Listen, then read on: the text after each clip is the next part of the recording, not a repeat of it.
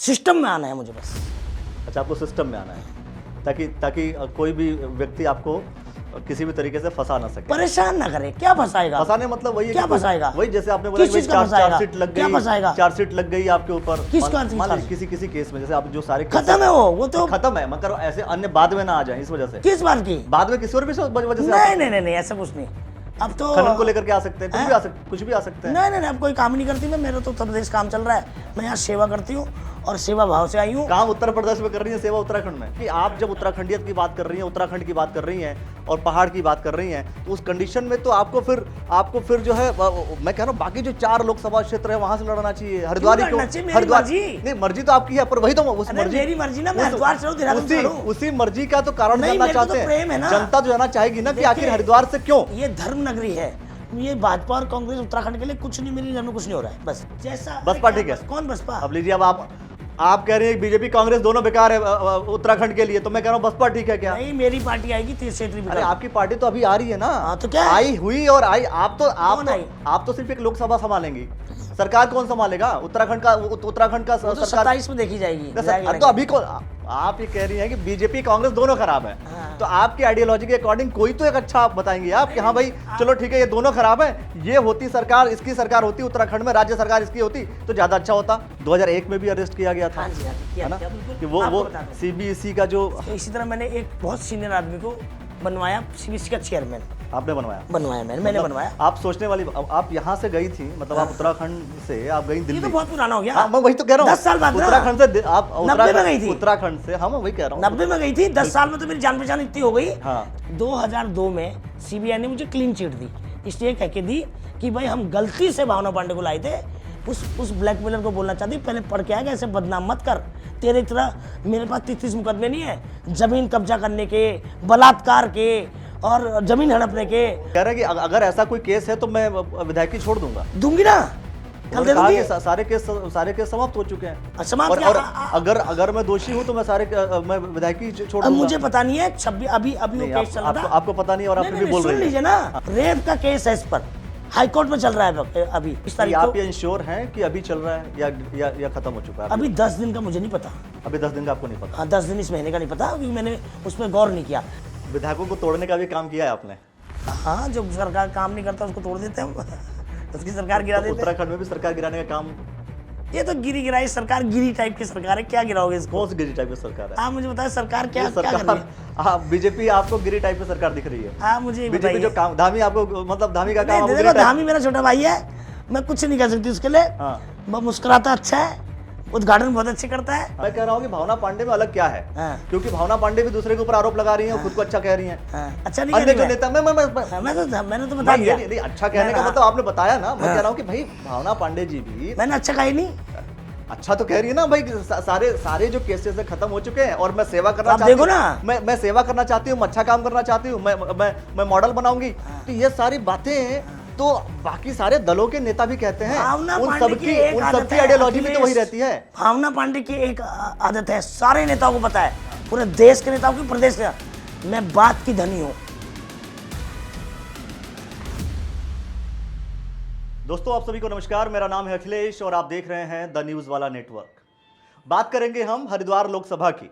हरिद्वार लोकसभा में कांग्रेस पार्टी के बड़े बड़े नेता हों या भारतीय जनता पार्टी के, या फिर हम यूं कहें कि अन्य जो निर्दलीय आ सकते हैं या बसपा के आ सकते हैं, और एक और पार्टी जनता कैबिनेट पार्टी, उनकी जो अध्यक्ष है वो भी कह रही हैं कि हमें इस लोकसभा क्षेत्र से चुनाव लड़ना है। हरिद्वार में ऐसी क्या खास बात है जो कि सभी लोग, अधिकतर लोग ये कह रहे हैं कि हरिद्वार लोकसभा से चुनाव लड़ना है। और अभी कुछ बहुत सारे विषयों को लेकर के भावना पांडे जी लगातार सक्रिय हैं। होर्डिंग बोर्डिंग की संख्या बढ़ गई है, क्योंकि जब चुनाव आते हैं तो होर्डिंग बोर्डिंग तो बढ़ती रहती है, लेकिन चुनाव लड़ने के पीछे का उद्देश्य क्या है ये जानना बहुत जरूरी है।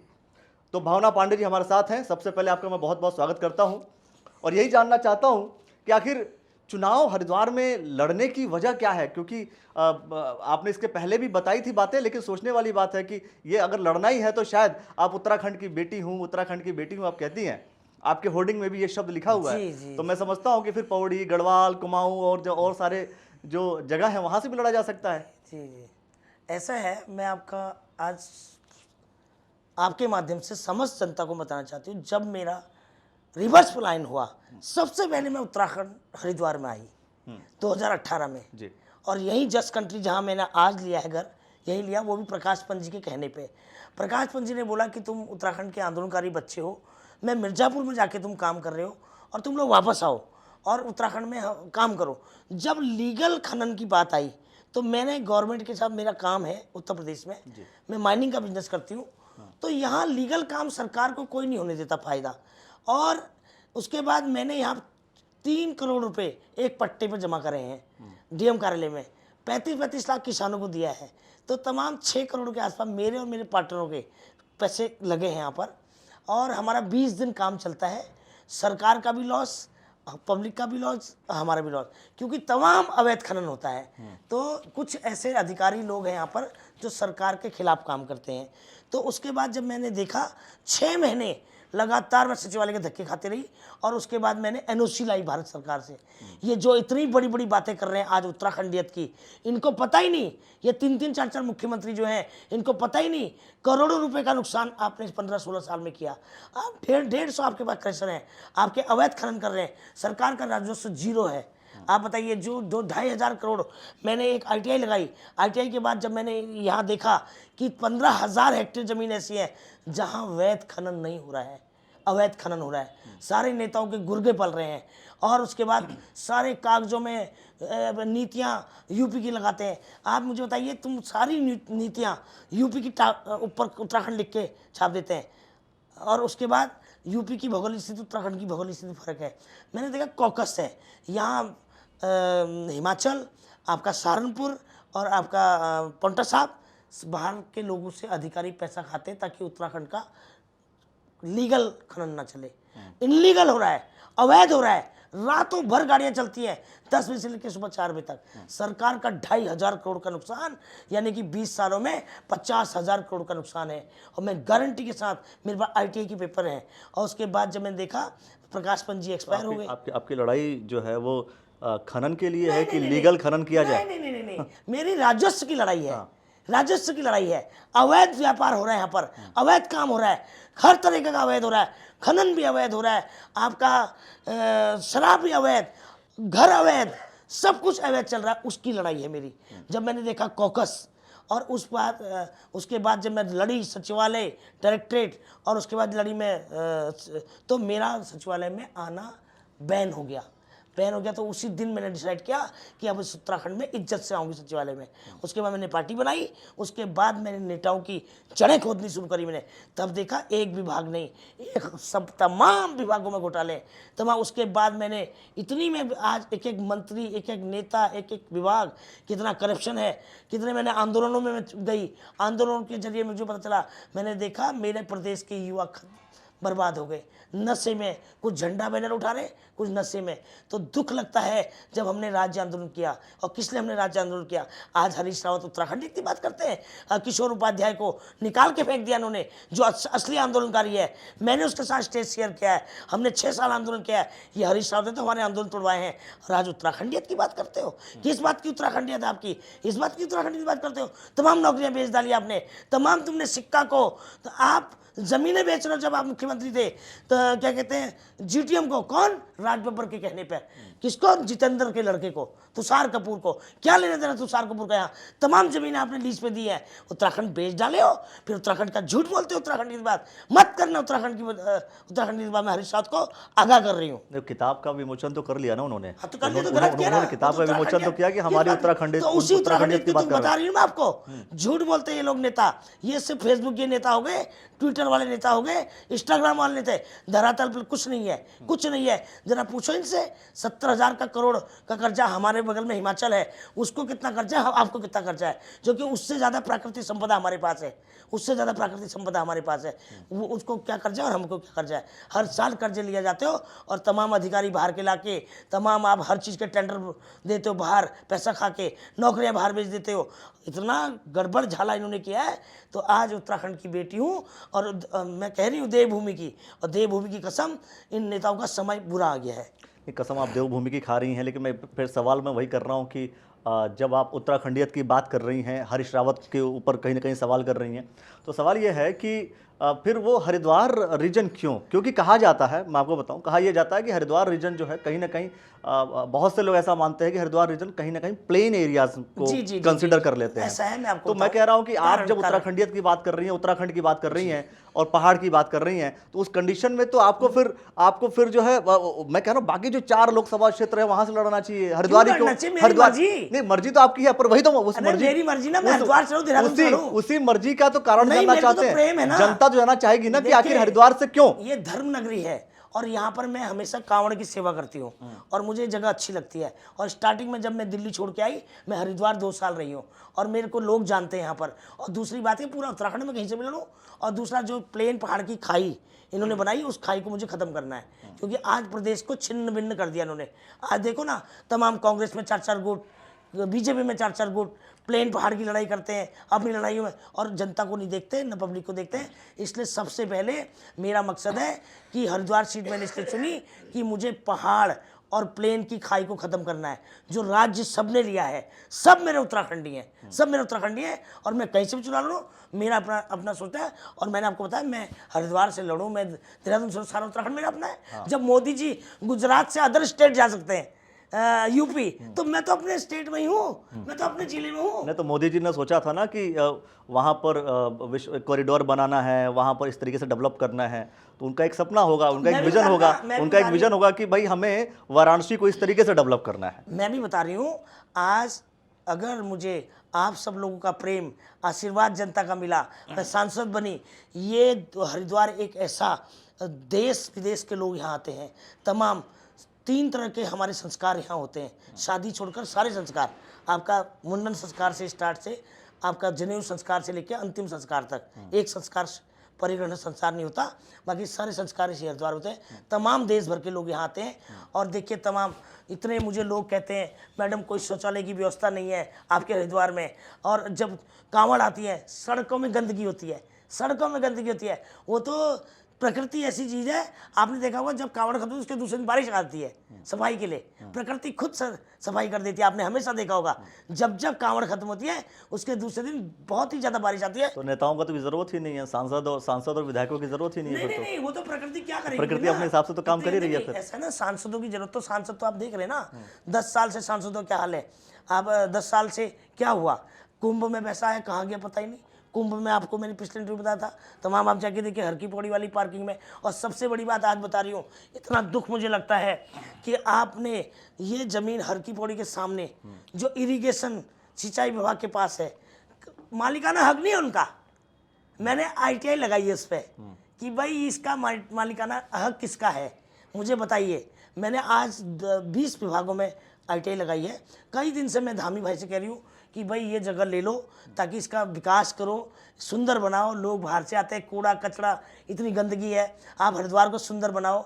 और उसके बाद जाके इन्होंने 20 साल से किसी नेता को जो नहीं समझ में आ रहा है किसी, और मैंने ITI लगाई है। और मैं बहुत जल्दी उस ज़मीन के लिए PIL भी डालने वाली सुप्रीम कोर्ट में, इसलिए कि भाई वो मालिकाना हक हरिद्वार नगर निगम को मिलना चाहिए। क्यों? क्योंकि वो ज़मीन का ऑनरशिप नहीं है, इरिगेशन की ऑनरशिप नहीं है। ये तो वैसे ही इन्होंने जो है कागजों में उस समय लिख दिया। आज की तारीख में वो हमारे हरिद्वार की जगह है, और बहुत जल्दी वो जगह मैं सुप्रीम कोर्ट से PIL डाल के हरिद्वार नगर निगम में लाऊंगा। आपने RTI जो है बहुत से जगह अपने डाल दी। मैं आपसे ये कह रहा हूँ कि आपकी लड़ाई आखिर निशंक जी से क्या है? निशंक जी ऑलरेडी, देखिए, अगर हम क्योंकि पॉलिटिकली अगर देखा जाए तो नाम वर्चस्व की लड़ाई भी कई बार होती है, इमेज की लड़ाई कई बार होती है। तो उस कंडीशन में निशंक जी वो हैं जिन्होंने भाई लगातार, वो मुख्यमंत्री रहे हैं उत्तराखंड के, उसके अलावा उन्होंने नई शिक्षा नीति लेकर के आए जब वो शिक्षा मंत्री थे, केंद्रीय शिक्षा मंत्री थे।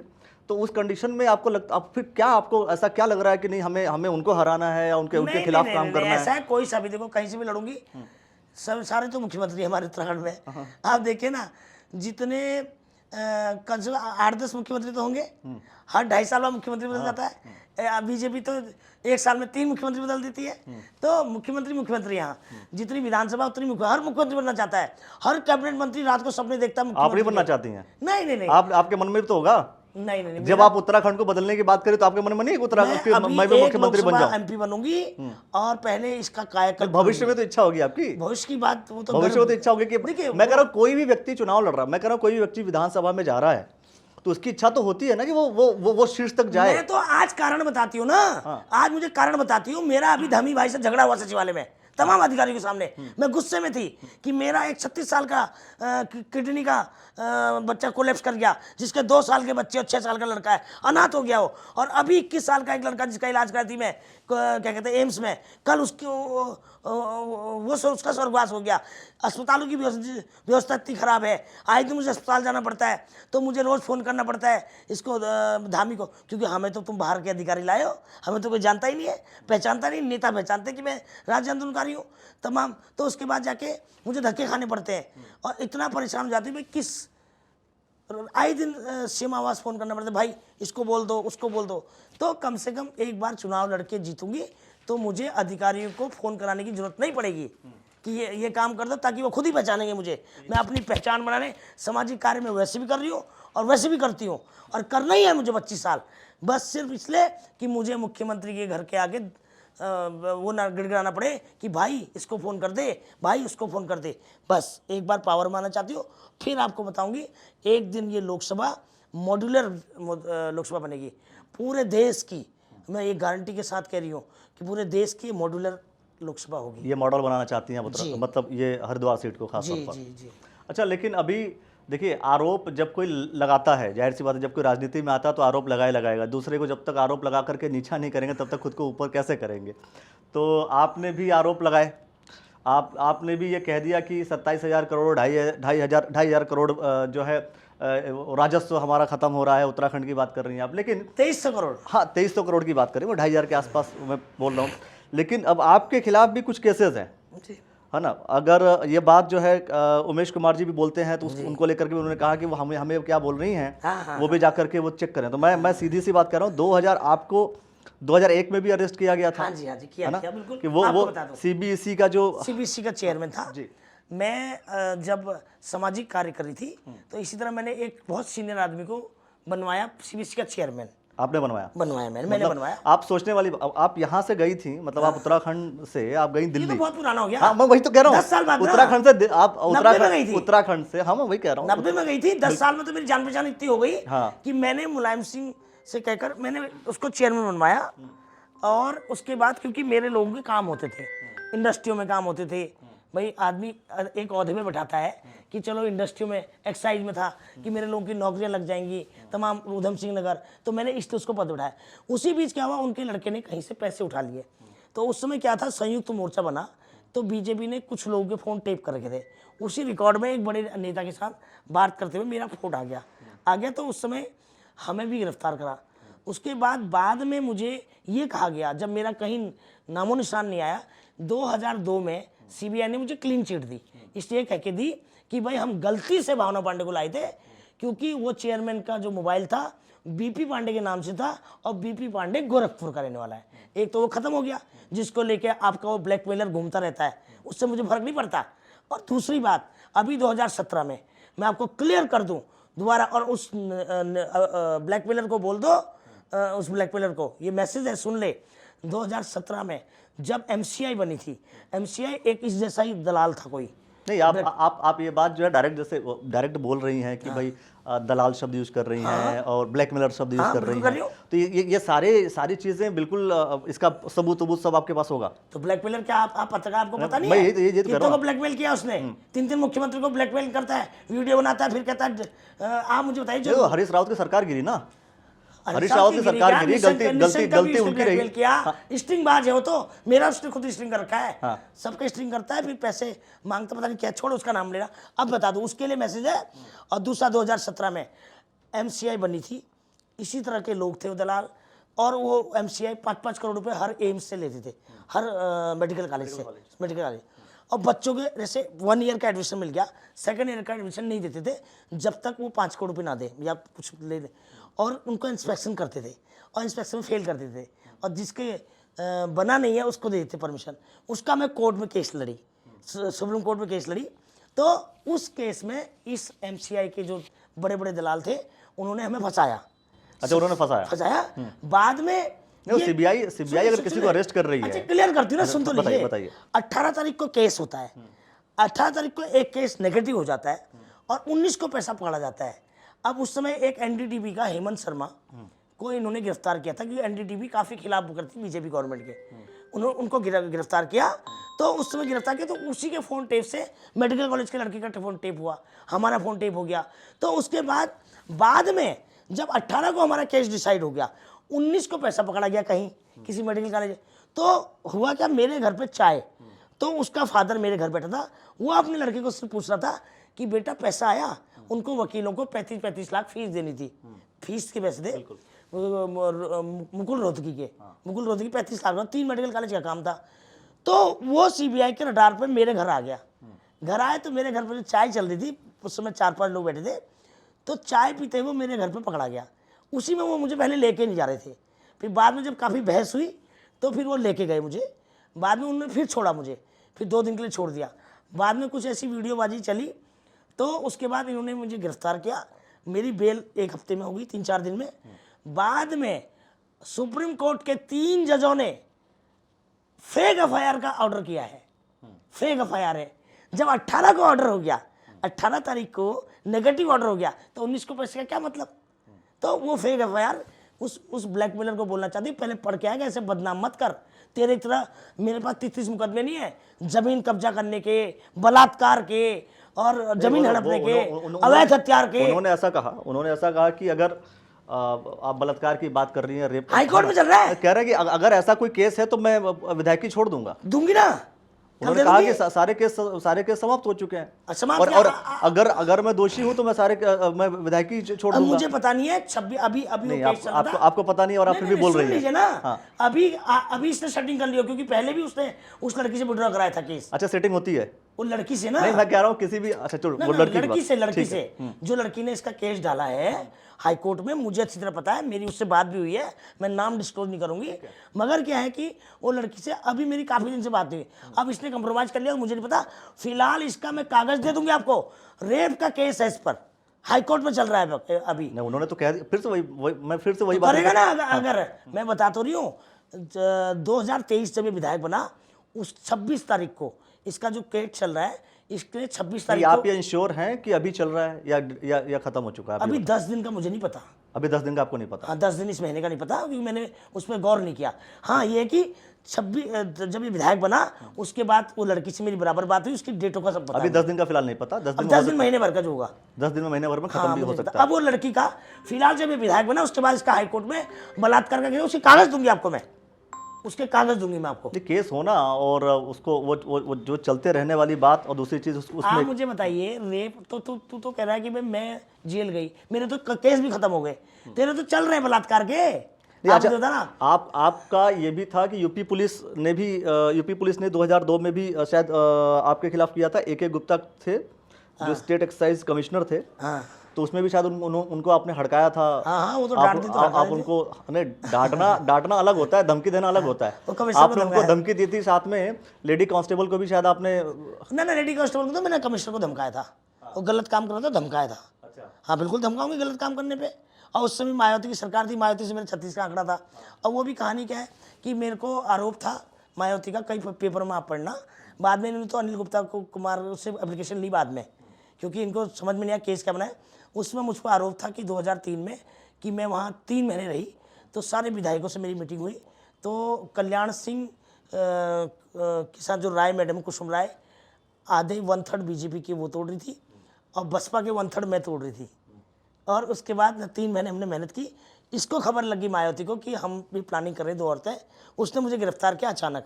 जब इन पर केस नहीं समझ में आया, तब जो धमकाया था मैंने एक दिन उसको बुला के उससे एप्लीकेशन डलवाई, तब केस बना। विधायकों को तोड़ने का भी काम किया है आपने? हाँ, जो सरकार काम नहीं करता उसको तोड़ देते हम उसकी सरकार गिरा देते। उत्तराखंड में भी सरकार गिराने का काम। ये तो गिराई सरकार, गिरी टाइप की सरकार है, क्या गिराओगे इसको? कौन सी गिरी टाइप की सरकार है? आप मुझे बताएं, सरकार क्या सरकार बीजेपी आपको गिरी टाइप की सरकार दिख रही है? आप मुझे बीजेपी जो काम, धामी आपको, मतलब धामी का काम आपको गिरी टाइप। धामी मेरा छोटा भाई है, मैं कुछ नहीं कह सकती उसके लिए।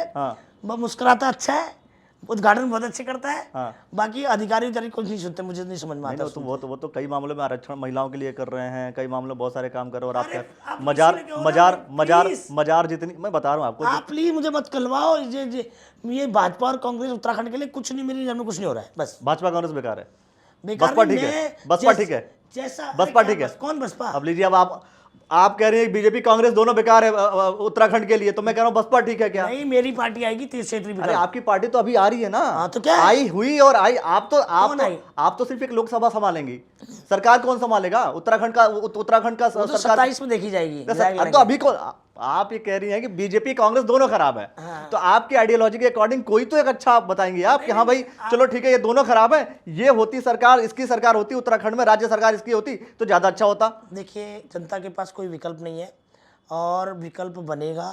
उत्तराखंड क्रांति दल विकल्प था, वो नहीं बन पाया। मैं प्रयास कर रही हूँ। अगर इस देवभूमि के लोगों ने, देवतुल्य लोगों ने मुझे इस उत्तराखंड से जिताया और इस सेवा का मौका दिया, एक दिन 2027 में आगाज़ भी होगा कि विधायक लड़ेंगे। ऐसा कई बार होता है कि जिसकी सरकार होती है, अगर उस पार्टी का नेता, उस पार्टी का कोई व्यक्ति एमपी नहीं है, उस पार्टी का व्यक्ति अगर कोई विधायक नहीं है, तो वो विधायक और एमपी इस बात का जिक्र करते हैं कि भाई सरकार चूंकि किसी और की है, हम किसी और पार्टी के हैं, तो सरकार काम नहीं करने दे रही है, बीजेपी वाले काम नहीं करने दे रहे हैं। ऐसा भी होता है, ऐसा सच है? हाँ, होता होगा। देखो, मैं बताया ना, मेरे नहीं, मैं तो ये तो आपको पता होगा जब देखिए, आपने मेरे विधायकों की सामने देखो, मैं तो जिस काम में जाती हूँ, जहाँ देखती हूँ मुझे शिकायतें आती हैं तमाम। मैं इतने बड़े एक महिला हूँ। नहीं, मेरा सवाल समझिए, मेरा सवाल बहुत क्लियर है। मैं कह रहा हूँ कि अगर आप अपनी पार्टी से एमएलए, अरे आप एमपी बन जाती हैं, ठीक है, अब सरकार अगर बीजेपी की रहती है, हाँ, तो ऐसा कई बार देखा जाता है कि अगर किसी और अन्य दल का कोई व्यक्ति एमपी है, तो सरकार जो है, ये आरोप जो लगता है कि भाई सरकार काम नहीं करने देती है, सरकार इनके फैसले नहीं सुनती है, सरकार इनके काम नहीं सुनती है। अरे मेरे तो बिना एमपी बने सुनती है सरकार। तो जरूरत क्या है आपको MP बनने की फिर? हाँ, तो अभी अधिकारी लोग जो ना धक्के खाने पड़ते हैं। अच्छा। अधिकारी किससे का नाम लूं मैं? डीजीपी को मिलने जाते हो तो डीजीपी साहब 3 घंटे सोते हैं। अच्छा। किसी डीएम को मिलने जाओ, बाहर गेट से मना कर देता है, जी नहीं है, 5 बजे आना। 3-3 घंटे तो ये लोग खाते और सोते हैं, इनका लंच डिनर होता है, लंच होता है। तो कैसे प्रदेश चलेगा ना? बहुत दुखद है। तो अभी मैं कह रहा हूं, काम करा पाएंगे फिर? सबसे बड़ी बात है, बहुत सारे विधायक हैं जो अन्य कांग्रेस पार्टी के हैं, वो ये भी इस बात का जिक्र करते हैं कि भाई उत्तराखंड में चूंकि बीजेपी की सरकार है, तो वो लोग काम नहीं करने देते, हमारे जो काम होते हैं वो होने नहीं देते। ऐसा, हाँ, होता है ऐसा। वो नेताओं का होता होगा, मेरे साथ नहीं होने वाला। क्यों नहीं होगा? अरे कैसे हो जाएगा? जब सरकारें करती हैं तो आपके साथ अरे नहीं होगा? मेरे साथ बिल्कुल नहीं होगा। सब डरते हैं मुझसे, सब सारे कैबिनेट डरती है। डरते इसीलिए हैं क्योंकि आप भड़का देती हैं सबको। हाँ, बिल्कुल डांटूंगी। धमकी दे देती हैं। मेरे से छोटे हैं सब उम्र में, कुछ मुख्यमंत्री छोटा है और बाकी मंत्री। और ये इस्पाल आर्या जो घूम रहा है ना यहाँ, ये मेरे साथ का आंदोलन का वो है। हम सब रायबरेली से लेकर लखनऊ से रायबरेली जाते थे रैलियों में 93 में। ये हम तब जिलाध्यक्ष था। ये सब तो मेरे से जूनियर है। 93 की जिलाध्यक्ष हूँ, मेरे बाद बने जिलाध्यक्ष। ये सब जूनियर नेता मेरे से। अब वो अलग बात है, मैंने राजनीति नहीं करी, तो क्या कहते हैं, अब आ रही हूँ। अब आज भी काम नहीं रुकता मुख्यमंत्री के यहाँ, और आने वाले टाइम में भी नहीं रुकेगा। हाँ, पावर में जरूर आऊँगी, सिस्टम में आना है मुझे बस। अच्छा, आपको सिस्टम में आना है ताकि कोई भी व्यक्ति आपको किसी भी तरीके से फंसा ना सके, परेशान ना करे। क्या फंसाएगा? फंसाने मतलब वही है क्या कि फंसाएगा? वही जैसे आपने बोला कि भाई किस चीज़ का चार सीट लग क्या गई, फंसाएगा? 4 सीट लग गई आपके ऊपर। किस मान लीजिए किसी केस में, जैसे आप जो सारे केसेस खत्म है वो तो खत्म है, मगर ऐसे अन्य बाद में ना आ जाए इस वजह से। किस बात की? बाद में किसी और भी वजह से आ सकते हैं। नहीं, ऐसा कुछ नहीं। अब तो खनन को लेकर के आ सकते हैं, कुछ भी आ सकते हैं। नहीं, अब कोई काम ही नहीं करती मैं। मेरा तो उत्तर प्रदेश काम चल रहा है। मैं यहाँ सेवा करती हूँ और सेवा भाव से आई हूँ। काम उत्तर प्रदेश में कर रही है, सेवा उत्तराखंड में? हाँ, मेरा 46 तक का काम है। मुझे तो रोटी पानी की कोई टेंशन नहीं है, गाड़ी घोड़ों की। मैं तो, मेरा एक बेटा है, मैं हूँ बहुत सुखी हूँ। हाँ, इन नेता जब झूठ बोलते ना, चिढ़ लगती इनसे, इनके खिलाफ खड़ी होती हूँ मैं। इनके झूठ का पर्दाफाश करने सारे झूठ बोलते हैं। अब आप सारों का छोड़िए ना, सारे झूठ। अच्छा, मैं हरिद्वार की बात कर लेता हूँ। हरिद्वार में जितने नेता हैं सारे झूठ। अच्छा चलिए, एक मतलब सारे झूठ बोलते हैं, बता दीजिए पहले आप। कौन सच बोलता है बताओ जरा। नहीं, मैं पूछ बताइए। मैं पूछ रहा हूँ। 5 साल से आप बताइए ना। नहीं, हर कोई तो ने क्या किया? हर कोई इसी बात का दम भरता है कि हम सच बोल रहे हैं, अब सामने वाला व्यक्ति झूठ बोल रहा है। हाँ, हर कोई तो यही बोलेगा ना। मेरा और आप बोल रही है एक झूठ दिखा दो ना। मैं अच्छा चलिए एक बेसिक सवाल कर रहा हूँ। मैं कह रहा हूँ कि भावना पांडे में अलग क्या है? क्योंकि भावना पांडे भी दूसरे के ऊपर आरोप लगा रही हैं और खुद को अच्छा कह रही हैं। अच्छा नहीं, अन्य जो नेता मैंने तो बता दिया। नहीं, अच्छा कहने का मतलब आपने बताया ना। मैं कह रहा हूँ कि भाई भावना पांडे जी भी, मैंने अच्छा कहा ही नहीं। अच्छा तो कह रही है ना भाई, सारे जो केसेस है खत्म हो चुके हैं और मैं सेवा करना चाहती हूँ। मैं सेवा करना चाहती हूँ, अच्छा काम करना चाहती हूँ, मैं मॉडल बनाऊंगी। तो ये सारी बातें तो बाकी सारे दलों के नेता भी कहते हैं। उन सबकी आइडियोलॉजी भी तो वही रहती है। भावना पांडे की एक आदत है, सारे नेताओं को पता है, पूरे देश के नेताओं की, प्रदेश के। मैं बात की धनी हूँ, बात की धनी, जो कहती हूँ वो करके छोड़ती हूँ। या तो कहूँगी नहीं और कह दिया तो उसको करना मेरा प्राथमिकता होती है। और इसलिए हर आदमी जानता है मेरे तेवर भी, चाहे मुख्यमंत्री हो, चाहे हरदा हो, चाहे त्रिवेंद्र सिंह हो, चाहे निशंक हो, हर आदमी जानता है मेरे कि स्टाइल, काम करने के अंदाज को। और सबसे बड़ी बात, हर आदमी जानता है मैं जो बोलती हूँ मुंह के सामने बोलती हूँ, सच बोलती हूँ, झूठ नहीं बोलती। झूठ बोलने से राहु खराब होता है। अच्छा, झूठ बोलने से राहु खराब होता है। अब दूसरे एक चलिए, बीजेपी में अभी निशंक जी को लेकर के मैं बाद में बात करूंगा आपसे, कभी किसी और विषय पे चर्चा, मतलब निशंक जी को लेकर के कि भाई आखिर उनको आप कैसे डिफीट करेंगी, क्योंकि सबके अपने अपने पावर हैं और सबके अपनी अपनी शक्तियां हैं। अगर मैं कांग्रेस पार्टी का जिक्र करूं तो कांग्रेस पार्टी में दो लोगों का जिक्र इस समय काफी ज्यादा हो रहा है, एक हरीश रावत जी, दूसरे हरक सिंह रावत जी। हाँ, क्या चाहती हैं आपके दोनों में से कौन लड़े आपके लिए बेहतर होगा? दोनों आ जाए, कोई भी दोनों मतलब आ जाए, कोई दिक्कत नहीं फिर है। भी आपके लिए आपको लगता है कि हाँ ये आ जाएंगे तो ज्यादा आसान नहीं रहेगा? नहीं नहीं नहीं, देखो हरदा तो आएंगे नहीं। हरदा तो देखो मैंने कह दिया उनको, मत आओ भाई। आपकी बात मान लेते हैं वो? मानना चाहिए, मानेंगे। नहीं, वो तो वही बात मान लेते हैं। मेरे अच्छा, को तो हरीश रावत का खुद आपने कह दिया कि भाई मत आओ और वो नहीं आएंगे। हरीश रावत का खुद फोन आया था मुझे, तू कांग्रेस से टिकट मांग, मैं तेरा नाम चलाऊंगा। मैं कहा नहीं लड़ना मुझे कांग्रेस से। क्यों लड़ूं मैं? मुझे अपनी क्षेत्रीय पार्टी का करना है और क्षेत्रीय पार्टी से लड़ूंगी। मैं काहे को आपके चमचागिरी करूं? ठीक है, तो बीजेपी से आपके लिए कौन बेहतर रहेगा? कोई भी आ जाए। मेरे को लग रहा है कि कोई बाबा बाबा लड़ाएंगे, महंत वंत। क्यों? निशंक जी के टिकट काट रहे हैं लोग, काट रहे, सुना है मैंने। और 100% जो सुना है, बाकी निशंक जी को पता होगा, क्योंकि वहाँ पर क्या चल रहा है बीजेपी का। अगर एक को टिकट देते, 4 गुट है वहाँ, मदन कौशिक गुट, यतीश्वरानंद गुट और आपका त्रिवेंद्र सिंह गुट और निशंक। तो एक को मिलेगी, 3 हरा देंगे। तो एक महंत को लड़ाएंगे तो चारों एक साथ हो जाएंगे, ये इनकी प्लानिंग है। अच्छा, मतलब महंत को मिलेगा तो चारों एक साथ हो जाएंगे, और अगर अलग अलग गुटों को, किसी एक गुट को मिलता है तो वो सारे गुट मिलके हराएंगे। हाँ, ऐसा है कुछ।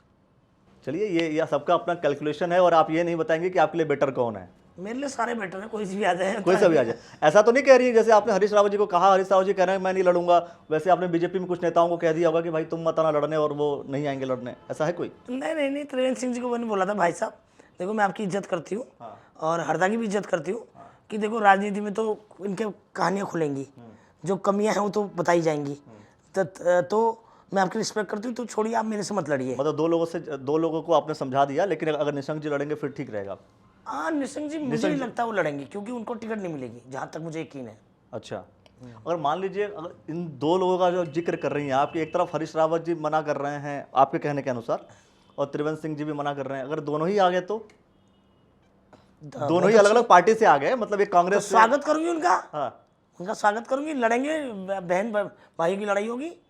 आपको लगता है कि ये जो जिस हिसाब से पूरे देश में जो माहौल है, या जो स्थितियां परिस्थितियां चल रही हैं, कि बीजेपी जो है अपने वोटर्स को अच्छी तरीके से लुभा पा रही है, बीजेपी अपने वोटर्स को कनेक्ट अच्छे से कर पा रही है, क्या आपकी पार्टी और आप अच्छे से उतने बेहतर तरीके से जैसे बीजेपी कनेक्ट कर रही है, क्या आप कर पाएंगी? बिल्कुल बिल्कुल, आपसे मैं 3 महीने बाद इंटरव्यू दूंगी यहीं पर। अच्छा। आप खुद कहेंगे कि आप विनिंग कैंडिडेट हैं, आप खुद कहेंगे। आप 3 महीने बाद में 90 डेज के अंदर इसी जगह पर इंटरव्यू करके बोलूंगी, 90 डेज नोट कर लीजिए, आप कहेंगे मैडम आप विनिंग कैंडिडेट हैं। चलिए, मैं एक साफ तौर पर अपने दर्शकों के इस बात का जिक्र कर ले रहा हूं, दर्शकों, कि अब हम आपके बीच आने वाले हैं बहुत ही जल्द, और आपके बीच आकर के हर किसी से हम बात करेंगे। हर 14 विधानसभाएं जो इस पूरे लोकसभा क्षेत्र में आती हैं, उन विधानसभाओं में जाकर के हर किसी से चर्चा होगी, और उनकी जो जानकारियां हैं, जो जनता जो चाहती है, वह बात नेताओं तक भी पहुंचेगी। नेताओं से तो हम बात करते रहते हैं, लेकिन आपसे बात करना बहुत ज़रूरी है। आपके मन और आपके राय को समझना जरूरी है कि आखिर इस पूरे लोकसभा क्षेत्र में कौन ज़्यादा बेहतर आपके लिए होगा, कौन नहीं होगा, किसके साथ आप खड़े हैं, किसके साथ नहीं खड़े हैं, वो सारी बातें हम प्लेटफॉर्म पर आकर के आपसे ज़रूर चर्चा करेंगे। तो आपने कहा, और हमने भी एक ऐलान कर दिया, हमने भी अपने दर्शकों को कह दिया कि जरूर हम 3 महीने बाद, मगर अभी जनता भी कहाँ पे जानती है। चलिए, भावना पांडे जी, आपका बहुत बहुत धन्यवाद, आपने जो समय दिया। और मैं समझता हूं दोस्तों कि इस पूरे सिनेरियो को लेकर के, पूरे डिस्कशन को लेकर के क्या कुछ आप कहना चाहते हैं, कमेंट सेक्शन में अपनी प्रतिक्रिया दीजिए। और ऐसे बहुत सारे विषय होंगे जिसको लेकर के द न्यूज़ वाला नेटवर्क आपके पास आता रहेगा और पूरी चर्चाएं आपको दिखाता रहेगा। तो बने रहिए और देखते रहिए द न्यूज़ वाला नेटवर्क। बहुत बहुत शुक्रिया, धन्यवाद आपका।